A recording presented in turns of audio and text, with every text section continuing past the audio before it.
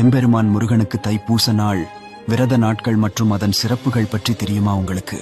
தை மாதம் என்பது மிகவும் சிறப்பு வாய்ந்த மாதமாக உள்ளது. மேலும் இந்த மாதத்திற்கு ஒரு பழமொழி கூட இருக்கிறது. அதாவது தை பிறந்தால் வழி பிறக்கும் என்று கூறுவார்கள். இதுபோல முருகனுக்கு பிரசித்தி பெற்ற மாதமும் இந்த தை மாதமாகும். முருகனை வழிபட உங்கள் வாழ்வில் உண்டான கஷ்டங்கள், தடைகள் நீங்கி இன்பம் பெற்று நல்ல வழி பிறக்கும் என்பது ஐதீகம். தை மாதத்தில் பௌர்ணமியும் பூசம் நட்சத்திரமும் இணைந்து வரக்கூடிய நாளில் தைப்பூசம் கொண்டாடப்படுகிறது. இந்த ஆண்டு 2025 தைப்பூசமானது பிப்ரவரி மாதம் 11ஆம் தேதி செவ்வாய்க்கிழமை அன்று வருகிறது. பூச நட்சத்திரம் பிப்ரவரி மாதம் 10ஆம் தேதி மாலை 6 மணிக்கு தொடங்கி அடுத்த நாள் 11ஆம் தேதி மாலை 6 மணி 34 நிமிஷத்தில் முடிவடைகிறது. பூச நட்சத்திரம் தொடங்கி முடிவடையும் நேரத்திற்குள் தைப்பூச வழிபாடுகளை மேற்கொள்வது நல்லது.